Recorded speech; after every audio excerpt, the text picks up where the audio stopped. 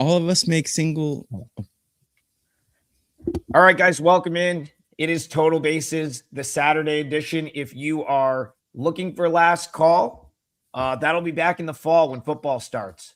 Baseball is going to take this time slot going forward. However, if you're looking for the Final Four games, the basketball picks, go to the WagerTalk YouTube channel. Rob Vino and I have already done that show completely. So we've already done the Crown, the Final Four, and the NIT. It is up already on the WagerTalk YouTube channel. So the 11 a.m. time slot today and going forward is the baseball show. And welcome in Tokyo Brandon. What time is it for you over there in Tokyo right now? It is Saturday night, midnight, going into Sunday morning. Look at that. Woo-hoo. Don't ever question Tokyo Brandon's dedication. He's staying up to midnight to make sure that we can bring you a Saturday show in the 11 a.m. Eastern time slot. So appreciate that. If you're wondering where my voice is, I was in a loud environment last night, and I felt like I had to yell over everyone. Probably didn't need to talk at all, Brian, if we're being honest. But when you yell over people, suddenly you lose your voice. I was inside. I was yelling at the TV because, of course, I'm watching the Diamondbacks. I get 7 innings out of Erod and somehow lose that game. I feel like it's been the story of the season for me early on. I tweeted it. Can't get on the right end of it's either a blown lead or a close game loss for me on the bases so far this season. So I know you and I were sort of venting about that off screen the other day, but welcome in. Has it turned around for you yet in the last day? Well, I thought it had. In baseball, I had split the previous 2 days, and I got off to a nice 2-0 start. And all of a sudden, the Chicago Cubs pitcher hurts himself in the second inning, and that was one of my plays. And then it went down from there. So I ended up going 2-3, lost a couple of units. Frustrating day. But I thought I handicapped the games overall pretty well. But yeah, it happens. Well, I'm going to stay with you. I'm going to stay out in the desert here. As I said, I had the Diamondbacks last night. They fall short. I know Tokyo Brandon will be happy today if Arizona basketball wins, being a Wildcat alum. Yeah. But I'll be happy if the Arizona baseball team finally wins a game because Bryan Leonard, I could not help myself. I had to go back to the well. I, too, felt like I had a decent handicap in that game. I thought Rodriguez would pitch well. And the Diamondbacks would be in position to win, but they just never got a hit. I think they were 2 for 28 in the entire game, and then they get walked off late. What they did manage to do, though, was burn through some of the Atlanta's bullpen arms. And I think this is a rare occurrence where the bullpen actually sets up better for the Diamondbacks than maybe it does the Braves here. So somewhat reluctantly, because of how things are running, I am headed back to the window with the Diamondbacks here. Minus 108 is what I took. Is that a bad decision or a good one, in your opinion? Well, first off, since Tokyo Brand is an Arizona fan, he's going against one of the owners with Michigan. It's been nice working with you, Tokyo, if Michigan happens to lose that game. I'm not saying a word. Not saying a word. Atlanta and Arizona. We got Elder going for Atlanta. Not a guy I'm usually looking to bet on. Soroka going for Arizona. Pitched a great game, I believe, last time he was out. The problem I run into with these two teams is the inconsistency. At least it is for the Atlanta batters, I believe. I do like Soroka when he's healthy. He's one of those guys that I tend to play on when he's healthy. Elder is a guy that I usually look to avoid. When I took a look at the numbers for these two teams, Bryce Elder against Arizona is probably going to face 5 lefties today, 3 righties, and then the other one's probably a switch hitter. But his numbers are slightly better when he faces righties. His strikeout rate is better. He doesn't walk as many players, and so it's okay. But when I look at Mike Soroka, he only threw like 93 innings last year because of injuries. But when he's healthy, he's a guy I like. Against lefties, he's got about a 20.3 strikeout to walk ratio. Against righties, about 17.6. So slightly better against against righties than lefties, but he'll face 6 lefties in this lineup likely today, and that gives a little bit of an edge to the opposition. It's a tough one for me because I think the line is pretty much where I would make it. I've seen anywhere from 110 to 120. I probably would have made it about 120, so that's not enough for me to get involved. But Arizona is also a team that's been really up and down offensively, inconsistent. So I'd rather sit this one out myself. Tokyo Brandon, I'm going to throw this one to you, but I just have to note that Total Bases has now put a second guy on the IL this year. I talked about Cody Ponce. I was all high on him. He blows out his knee. On Thursday, I actually was right. Jordan Lawler hits the home run, the first of his MLB career. And then I think he broke his hand or something like, yes. So he hits the home run. Actually, like if you followed his career, he's had really tough injury luck. And that is just abysmal for him to have that injury when he maybe might've started to get some playing time at the big league level. The reason I bring all that up is just, again, it's 1 weekend and I feel like we've put 2 guys on the shelf on this show, but 2, for me, I'm kind of hoping to see Jose Fernandez in the lineup tonight. He is someone that they just called up. Had 2 home runs in his debut, not as good the last 2 nights, was not in the lineup on Friday. He was on Thursday, but he's a little bit of an unknown, and I think they could, Elder could potentially get to him. So, TB, I'm going to go to you for your take on this game, and then we'll go back to Bryan. Okay, I made a free play video for WagerTalk's YouTube channel. It's probably not uploaded yet, but I did cover this game. Where is it? Down there is my Twitter. I put out already the pitcher OPSs for the batters they're facing today, and Michael Soroka is a candidate to get whacked. If you follow me on Twitter, you'll see.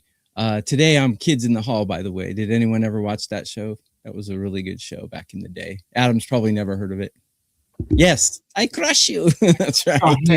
Oh, so anyways, I put out my list of OPS, and actually the ever so popular outs projected for pitchers, I'm putting that out right after the show. So follow me on Twitter. Whoa. Something just happened there. Did we black out? He froze up. I thought we lost you, but I think we're all good now. Okay, sorry. Are we good? Can you guys hear me? Yeah, keep going. Okay.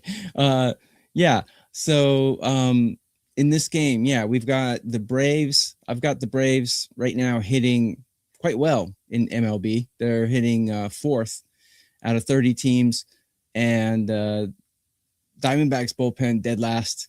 Soroka's got a 1,000+ OPS against these batters that he's facing today, and his ex team. That's in 20+ at bats, so I can believe that number a little bit. And Elder has a much lower number against the batters he's facing. I would give the Braves the advantage here, but when I looked at the team totals, I thought it was very strange that the Braves team total is 4.5. Seems really low to me. They get 9 innings of at bats because they're away. They're facing a pitcher that they have 1,000+ OPS against, and they're facing the worst bullpen in all of MLB. I think 4.5, way too low. So on my free play video, I put out Braves over 4.5 as a free play, and I think that's good. If we're allowed to do team totals for the parlay leg, I might use that. Well, we are allowed to do that. We will lock that in at the end of this show, so stay tuned for that. Bryan Leonard, I know you wanted to close this one down, so I'm going to go to you to finish off the Diamondbacks Braves handicap, and then I'm going to let you take it right into your Cubs Guardians, which is the other Fox national TV. It looks like half the country's getting Braves Diamondbacks, the other half getting Cubs Guardians. So finish this one up and take us right into the Cubbies game. Yeah, I just wanted to tell you mentioned Jose Fernandez for Arizona, and he's overperformed so far in his short stint. Don't get too excited about him. He was the 42nd prospect for Arizona last year or 2 years ago, and now this year he's 44th. So he's only up there. They've got much more better. They've got a lot better players in AAA that are better than him. So I wouldn't get too excited. And can I just say one thing about Fernandez though? I just like these guys. So he hit a couple homers. He's kind of was playing, had a good start to the season in the minors. A guy like Elder, veteran, his stuff is like not elite. So sometimes they don't respect the guy that gets called up, and you get like a cookie out over the plate. And if you're like in form, I just like look for him to like ambush a pitch potentially. Just because I don't respect Elder a ton. That's really where I was going with that. But continue. All right. Let's head over to the Chicago-Cleveland game. I mentioned this a little bit earlier today. Had Chicago as a play, and the starter leaves the game in the second. Another guy that I've never been much of a Yankee fan. Maybe I should start talking much more about the Yankees and giving out Yankees players. No, I don't want anybody to get hurt. I was trying to be a joke, and it wasn't. Okay, we got Imanaga, lefty. Yes, Ciccone, you ready for Cleveland? It was fun. Imanaga was about a 130 favorite here. Total of about 8 to the under. There was a lot of weird weather yesterday, and we talked about that. There were some rain delays, some other things going on. There may be more of that today. As a matter of fact, I made a whole video yesterday on this pitching matchup between Milwaukee and Kansas City, and now they're a doubleheader. So whatever I gave you yesterday, I'm not going to come back on it again today. But if you liked Patrick against Sevilla, I used Milwaukee in that game. But Imanaga and Ciccone. Imanaga, his fastball velocity really struggled in the second half, at least late in the second half. And in spring training, it did not look good either. But then, at the end of last year. But in spring training, it was back, and it was back plus. He was up about 2 miles an hour back on his stuff. And so I don't know what it was. They don't play as many games in these other countries, and he pitches more often here. Maybe that had been what it was, but he probably would have seen that earlier in his short career in the United States. But we'll see. But I'm a buyer on Imanaga this year. Not so much on Slate, Ciccone. And with Chicago losing that game, it's kind of a shocker. And we talked about that earlier on another player. It's kind of a shocker when your best pitcher or one of your best 2 pitchers gets hurt, and it's going to be a long game or a long comeback before he comes back. And that might have affected Chicago in that game. The rest of the guys pitched well, but the hitters never came around. When I'm looking at these pitchers on this one, Slade Ciccone, even though it's 2 hours later in Vegas, I was out last night, so I'm with you. I was a little bit, my voice is a little bit fried. But Ciccone last year, 136 innings, had like a 14% strikeout to walk ratio overall. He walks lefties at twice as many times as he walks righties. That is a concern. He does strike out more lefties a little bit, but that is a concern here. And with Cleveland against the Cubs, we've got Imanaga, 148 innings last year. He's got about a 16.3. Not outstanding last year, but he was much better against righties. Only a 3.7 walk rate against lefties, twice as high, but still 7.8 is not nearly as bad. But he's usually a control kind of guy. I like him this year, and I like the Cubs in this game. Don't really trust the Cleveland batters. I faded them yesterday. They got off to a great start. I talk about teams that were lucky. Cleveland's a team that's been a little bit lucky right now, and you're laying a pretty decent number here on the Cubs. I probably wouldn't go to 140, and I see some 136s out there, but if you can get in the 120, 125 range, I may take a shot on the Cubs here. Yeah, that's kind of where I was at. Number was right, kind of where I made it, so it was somewhat of an easy pass. Cleveland is a team I'd love to bet against. Slade Ciccone's a guy that I like to fade, but Cubbies having to fill out all those bullpen innings yesterday was not sort of ideal. Although the Guardians bullpen really isn't in better shape, I would say they've used some of their top arms in recent days as well. I'm going to you, Tokyo Brandon, but Bryan Leonard, they are Jackson Wiggins is slated to pitch at Iowa today. I mean, you got to be thinking, man, like you got to wonder when they're just going to say the hell with it and unleash him. If you don't know who he is probably the next big arm in the pipeline for the Cubbies. But I don't think that you will see him. I don't think they'll make that move. He's too sort of fragile to throw just on no notice, throw him in there. So because of that, I'm probably out of this one. Tokyo Brandon, anything for you, Cubbies Guardians? So Slade Ciccone is one of those guys, when you do betting for a living, you do 3,000 bets a year, and he's one guy I never win the bet.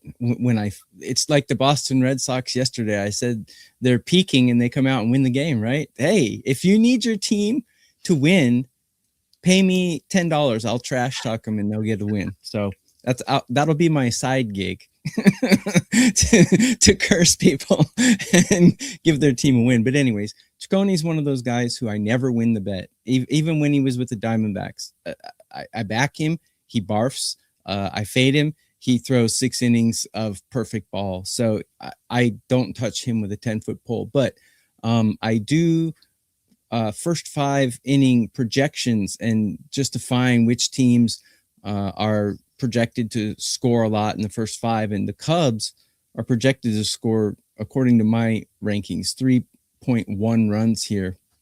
Just took a look at Pinnacle, and the first 5 team total for the Cubs, 2.5. You can get that for plus 115.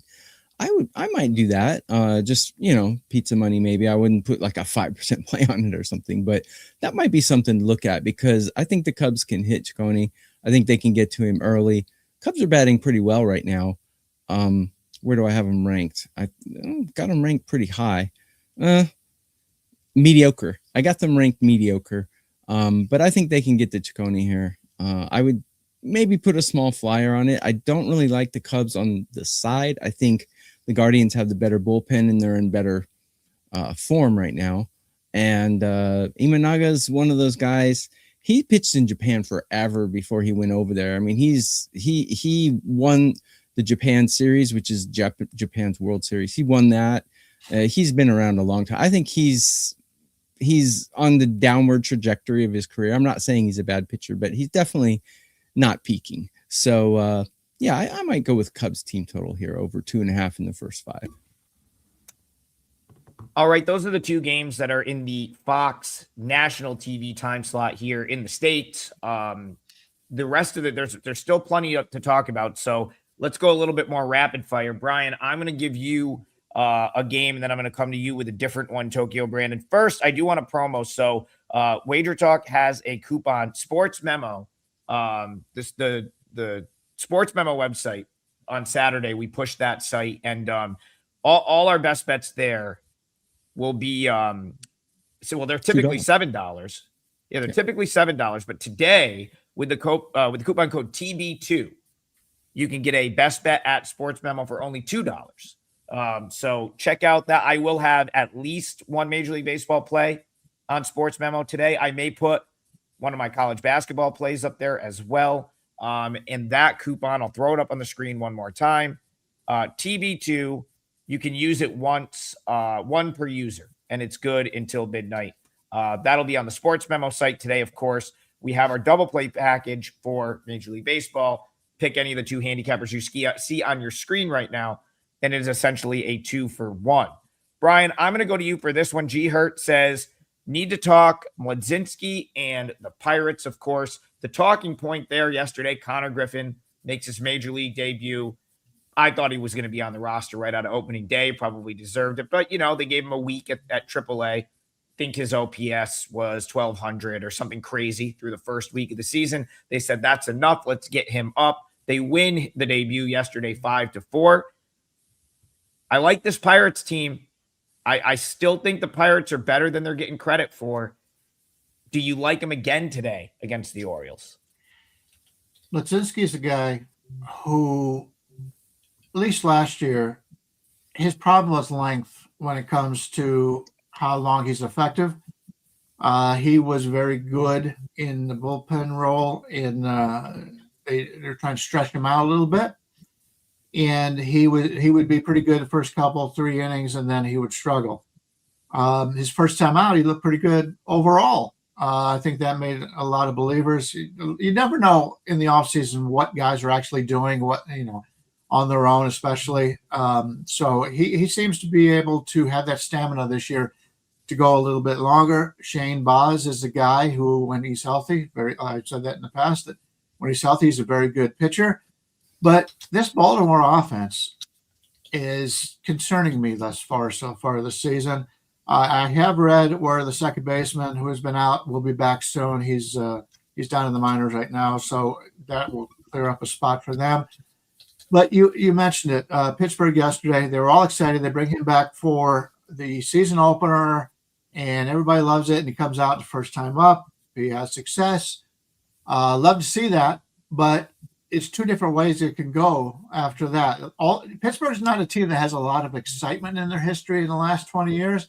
So it might be a little bit of a letdown here for the players after having that. But then again, it's also something in which they could say, you know what, bringing him back, maybe the Pirates are going to go for it this year, and they bring the better guys up, and maybe this is a different look for the Pirates. So two different ways. I think we learn a lot about how this works out from a management standpoint and a player standpoint in this game. But we're looking at about anywhere from 111 to 118 here on Mlodzinski, and 8.5 to the under. We do have, I didn't mention the weather in the last game, but I did want to point out that at Progressive Fields, the wind's blowing out to right, and they're expecting 7% more runs here. PNC Park is basically playing even today. It's not great for home runs, not a great home run park overall, but it's playing about even. So the winds and the weather isn't quite the effect today as it was yesterday, but I'm going to sit back and watch this game as opposed to making a selection on it. Like you said, we got a full slate of games here today. Better games to bet on. I do want. I'm going to get before we go to Tokyo, Brandon. I just want to shut down this game by saying, like, we kind of talked about a prospect having a good game. Don't get too excited. Like Connor Griffin, in my opinion, you should be like very excited, and that's what you should expect. They just gave this dude $140 million. Over 9 years. He's basically, I don't know that there's been a position player with this much like can't miss.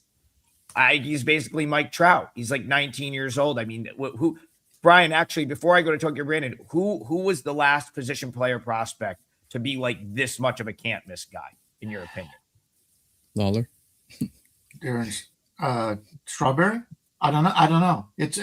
There's a guy I follow in fantasy baseball. He's an expert on this, and he says this is the best hitting prospect to come through Major League Baseball in the last 10 years. I would say that. I was going to say at least a decade since there's been a guy that's come through the minors with like the rating that he is now coming out of the minors with. Like for me, I'm still like that's power ranking up for me. For the Pirates for the foreseeable future. Like I don't even think he's getting enough credit at this point because he hasn't done it at the big league level. Like I think the Pirates got like exponentially better overnight with him coming to the big leagues. Like that's how good this kid is going to be. So I will be. Oh, Mark Lambert says Strawberry as well. I'd be on the Pirates here too, and maybe it'll be a play. That's been my problem so far this year, kind of leaving off. Maybe been a little too selective. I've left off some winners. I've already got 2 plays locked in, and the Pirates very well might be a third for me here. Tokyo, Brandon, I want to go to you. I lost the comment in the chat. It was Colin Gregory said, maybe yesterday was the day to go against my Astros. I said the A's would get them at one point in the series, and suddenly those A's bats that were very undisciplined and hacking and couldn't put the ball in play for the first week of the season, found some hard contact yesterday. 11 runs on their way to an 11-4 win. So, TB, you see that coming into today. I think it's safe to say the A's offense woke up very quickly in that game. Do you think it carries over? Morales on the hill for the A's, Imai for the Astros. Also, can you tell me a little bit about Tetsuya Imai, someone that doesn't really know as much about him? Yeah, Brian, good point. The 2 words Pittsburgh Pirates and exciting are not really mentioned in the same sentence very often. That was a good point you made there. Yeah, the proper pronunciation of his name is Imai Tatsuya. So Imai is he's a cocky young guy. They don't come out of Japan very often. Usually they're very well-mannered, like Otani, very well-mannered, and like Darvish. But he's a cocky one, and no one really likes him except his teammates. He's cocky, but he's very talented. But he's one of those guys where I don't know if you remember Irabu way back when he played for the Yankees and back in the 90s. He's kind of like him. He's got a heater, but he doesn't really harness it very well, and he tends to walk a lot of people. And he did that in Japan too. His first start, I think he walked 4. No, he walked 6, didn't he? I think he had 6 strikeouts and 6 walks in his first. Correct me if I'm wrong. I could be wrong, but I know he had more than 4 walks, and it was a pretty crazy stat line. I expect him to come. He's uber talented, so I do expect him to calm down a little bit. And I expect the Houston bats to calm down a little bit too, because they've been hitting like crazy. I said earlier that I do those first 5 projections, and Houston's definitely on par to score. I got them projected scoring 3.8 runs in the first 5 innings. So if you can get a team total for that, if you think they're going to continue hitting like that, I might go that way. But I think we talked about this yesterday as well, that the Astros are playing a little over their heads, because they're not, I don't think they're going to be scorching it like this the whole season. Eventually they're going to come back to earth. And Imai is going to come back to earth and pitch well in some games, but then he's going to have a game like he had in his first start as well. So he's very volatile, and his personality is very volatile too. So he's like Hideki Irabu basically, except he's off the field, he's a little more well-behaved than Hideki Irabu. Let's just say that. But yeah, that's my take on that. I'm a little too unpredictable. I don't think I'm going to bet this game. The A's are sub-mediocre at everything right now. They do have a nice, I said before 1, 2, 3, but actually they're batting their best batters, I think 3, 4, 5. They got a real good pop there, but they don't really have much else outside of those guys. So I got them below average. Houston's probably going to win it, but I don't want to back a team that I think is going to come back down to earth. Bryan, I know you had a question that was Asian baseball related. So I felt I was going to transition to another guy that was over in Japan, but I feel like this is a good time to let you interject and pose that question to the panel. Yeah, well, the point is, we Americans are pretty stupid. We don't pay attention to the world. We pay attention to what's going on in our own environment. He's pitching in Sacramento, which is a high altitude place like a Colorado, that kind of thing. From playing in Japan, playing in Korea, is the altitude a problem at sometimes? And have they played in this altitude before they've come to the United States? I'll let Togi. I mean, I know there's altitude in Mexico, like crazy. Yes. I don't know what the altitude of Japan is. That's go ahead, TB. It's not very high, because Japan's basically the size of California. So you go to San Francisco, LA, there's not a huge altitude difference, right? So in Japan, you don't really factor that into your cap. And Korea is actually even smaller than Japan. Korea is probably the size of, I don't know, Idaho probably. So yeah, not a big altitude difference within the country. So yeah, when they go over to America, there's a lot to adjust to. The ball's different. So first of all, the ball size and the ball texture is different in Major League than in Japan and in Korea. But the rules are all the same. 1 year, they usually get used to all that stuff. Well, I know he struggled in his first start. I'm Badly. thinking maybe he will struggle here because of the altitude, because he's not used to it. He could. He's like a pinball machine. And the time to take advantage of these things is early, before everybody else says, well, that was obvious. But yeah, it's something to take a look at and to watch that game today. He's unpredictable, that's for sure. He's very volatile. I expect him to walk people. I expect him to give up a few runs, but then at the same time, I expect him to strike out 7 guys. So yeah, I mean, my only comparison would be like, I've obviously followed Korean baseball for a very long time. I've never really heard of any altitude related stuff there, and I'd imagine it's they're on a similar plane to Japan. So yeah, it's a really good question though. Not something that I really thought much of, but I know if you end up in Mexico, you know some of those are higher altitude than like Coors in the league, the Mexican league. Mexico so is nuts. Really, I want to stay on the topic of guys coming back or coming here from Japan. In this case, it's a guy coming back, and I don't want this to. I really am not complaining, okay, about but the things have not worked out for me in the first week of the season from like a timing standpoint as well. I'm going to give you an example. Wednesday, I talked about wanting to target the White Sox in that first game against the Blue Jays. The game gets rained out on Thursday when I would have played it yesterday. So of course, what does that mean? It gives the Blue Jays an extra day of rest, an extra day of travel. It means that game that they won 2-1 the day before, now the relievers they used in leverage spots in that game get the extra day. Now, sure enough, the White Sox come out and win anyway. Did I play it yesterday? No, I didn't, because I couldn't. I was like, I had this great setup, but I just couldn't justify giving the Blue Jays that little advantage that they got, in my opinion, from having the extra day to sort of rest while they traveled to Chicago. But the reason I have to bring this game up is because this was, if you go back to the earlier in the week, and I'll come to you, Brian, because I said when Cody Ponce went down, when I put him on the IL, because I talked about how great I thought Cody Ponce was going to be this year. I said the Blue Jays corresponding roster move is going to be Lazaro Estrada. And if you see him come up, that would be a guy you'd want to fade. Now, I'm trying to read the tea leaves and piece this together, but it sounds to me like we've got two openers going in this game here. It looks like Grant Taylor will probably go an inning for the White Sox, and it looks like Mason Fluharty will go an inning for the Jays. I think this is probably Anthony Kay, who's a guy coming back from Japan, who I like. And then I'll actually let TB follow this up because he was good as far as I know in NPB last year. His numbers were really good. So we'll save the Anthony Kay angle for Tokyo Brandon. But to you, I want to throw this. So I think you're going to see Lazaro Estrada in bulk innings here.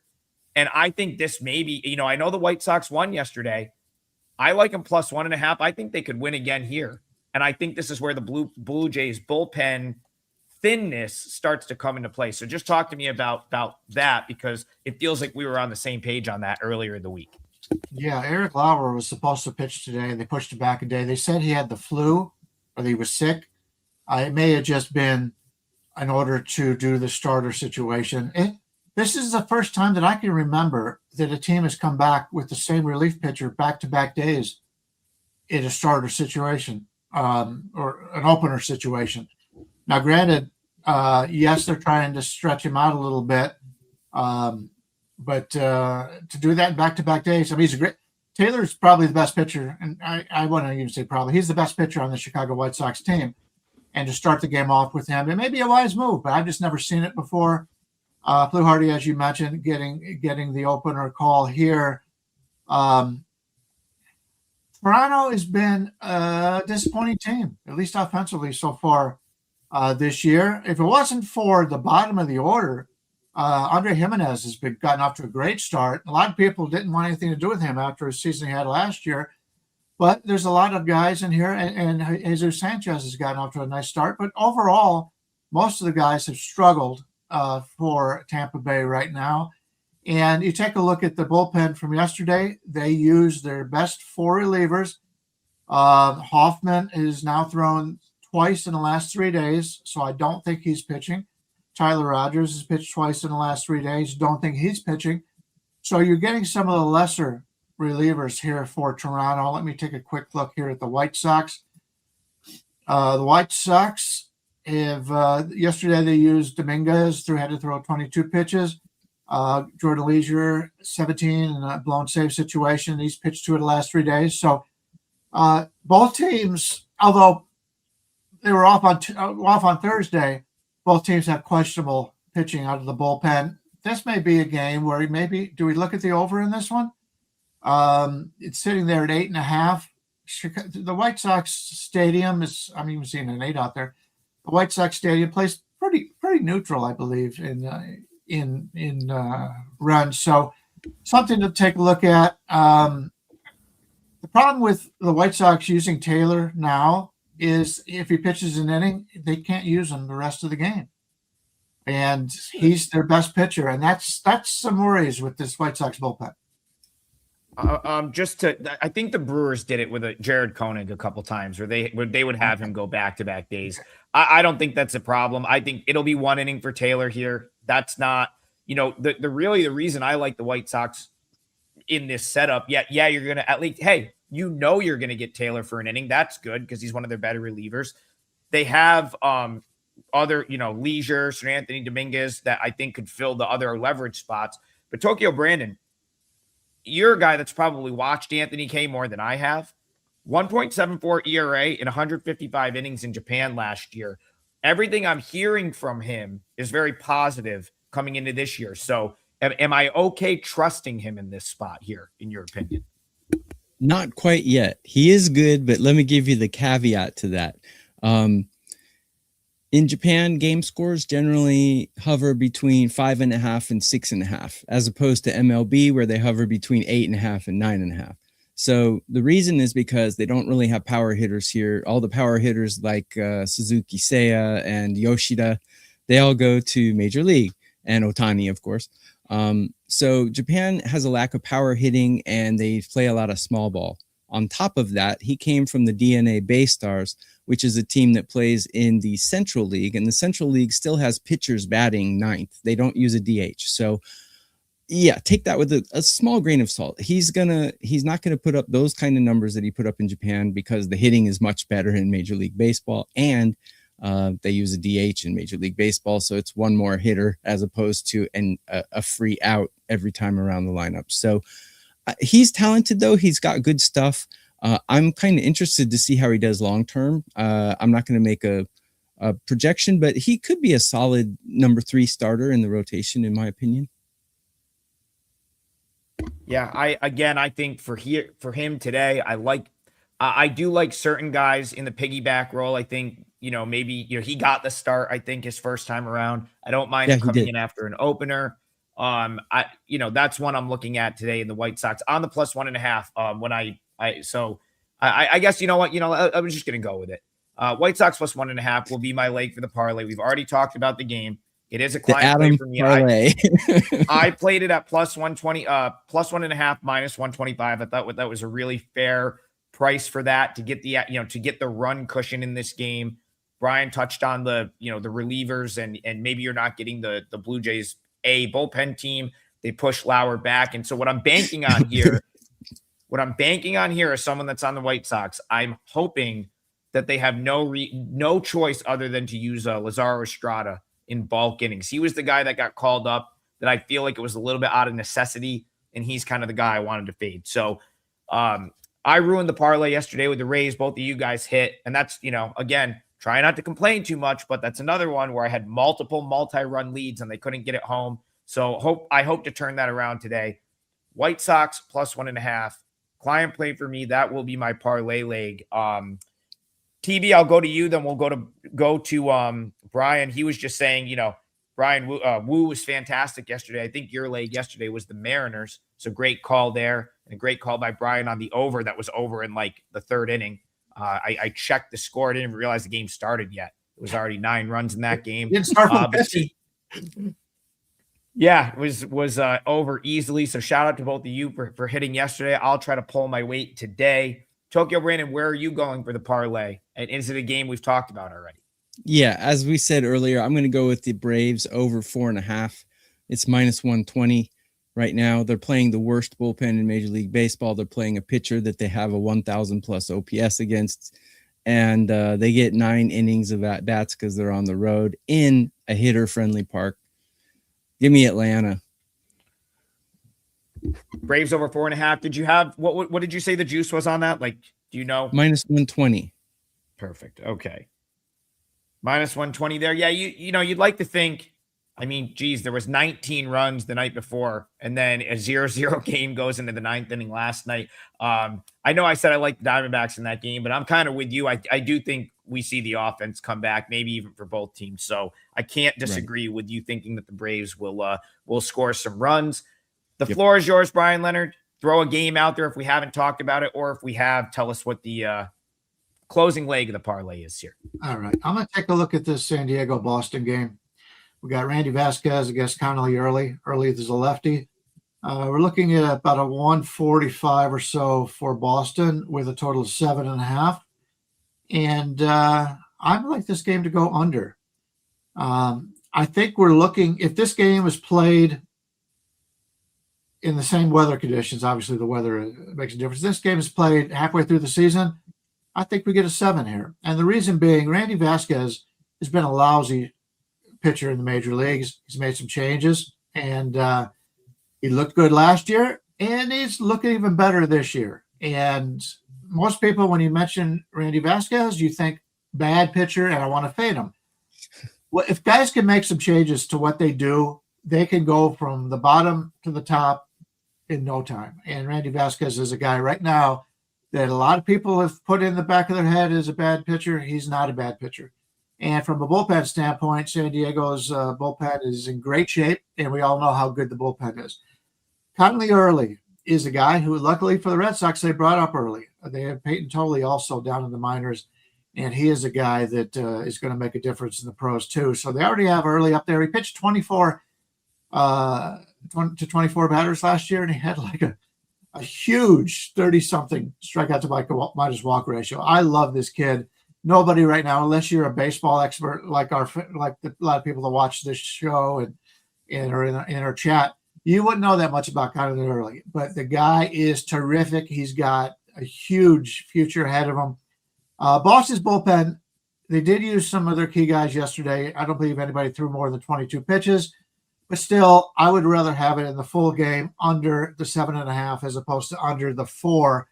Because there's a decent chance you may get the round number of 4 in the first 5 innings. So and I don't want it to cancel somebody's parlay or cut it back if they push. So I'm going to go with the San Diego Boston under 7.5, and you can get it at minus 110 anywhere.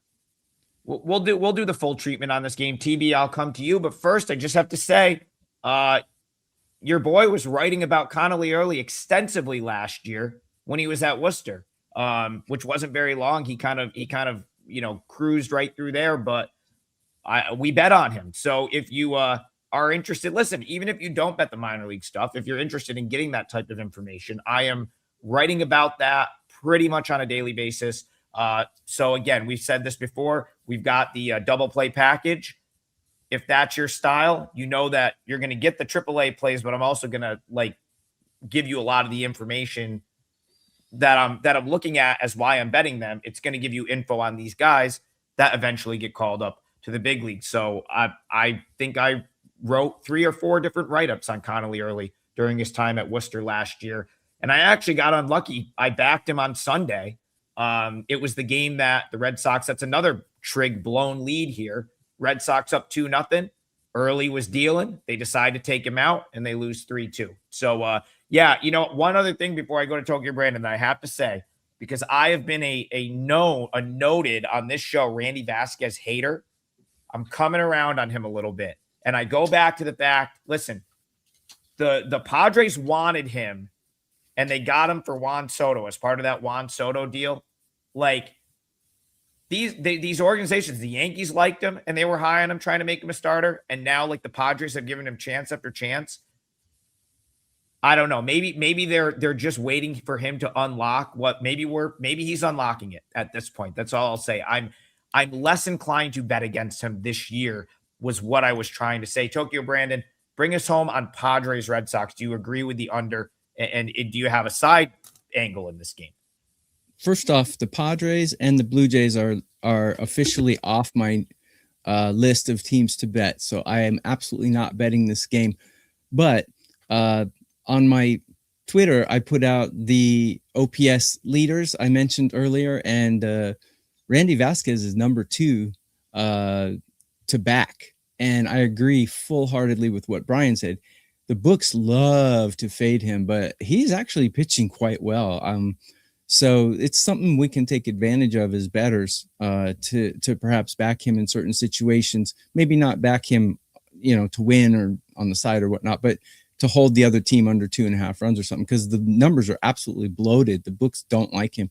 But I agree with Bryan. He's pitching well. And you will not believe who's number one in the OPS list today. It's pretty crazy, but he's got a 300 OPS against the guys he's facing, 20 plus at bats. So go to my Twitter to see that nice little tease.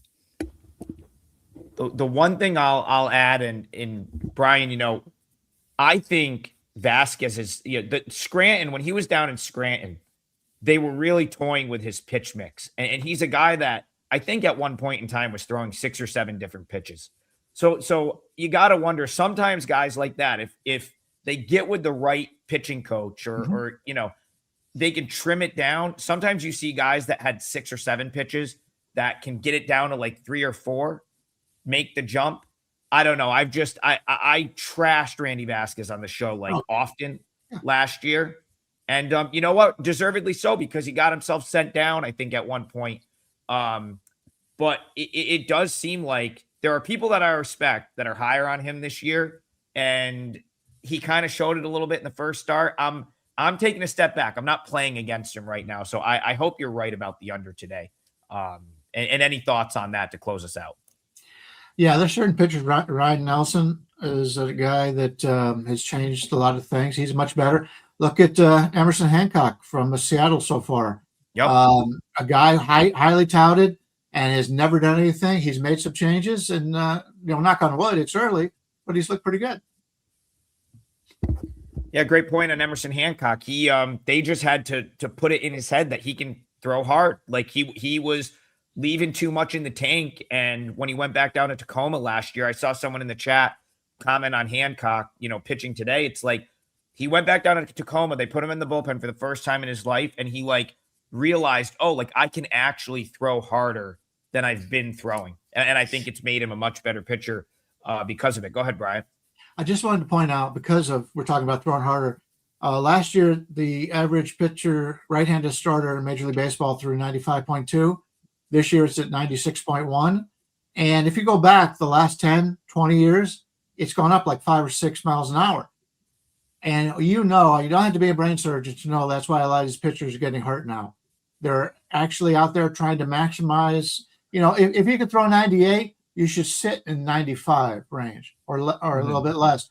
These guys are trying to max out everything they throw, and when you do that, you get hurt, which is why Cincinnati's without their best pitcher right now, and they've got another great pitcher down in Cincinnati and Burns that could be following him. He's had a little bit of problems, but when he's on, guy's unhittable. But you can only throw at that level for so often. You've got to be able to go back it off 3 or 4 miles an hour and still have success. And those are the guys you want to bet on.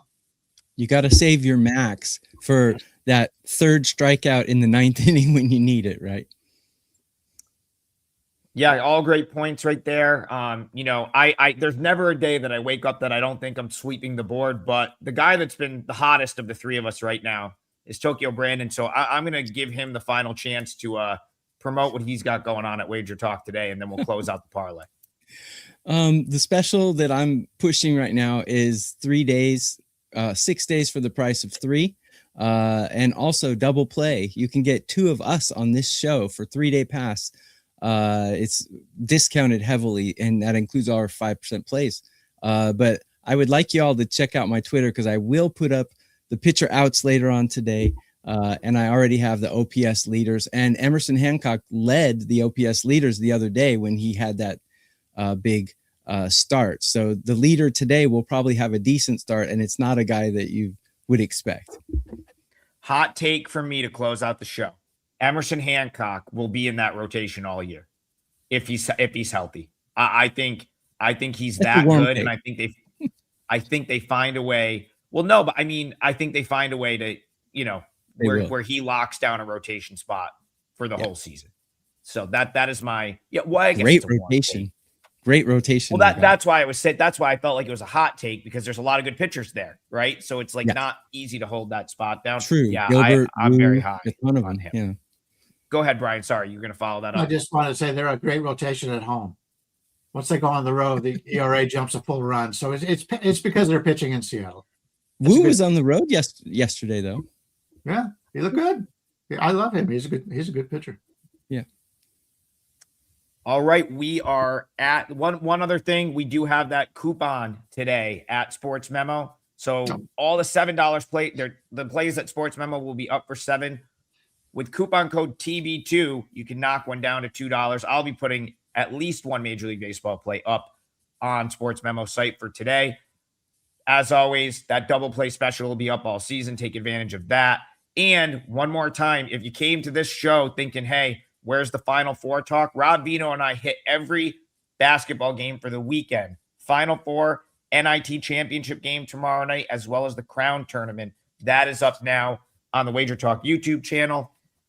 The 3-teamer today, White Sox plus 1.5 for me. Tokyo Brandon is going Braves team total over 4.5.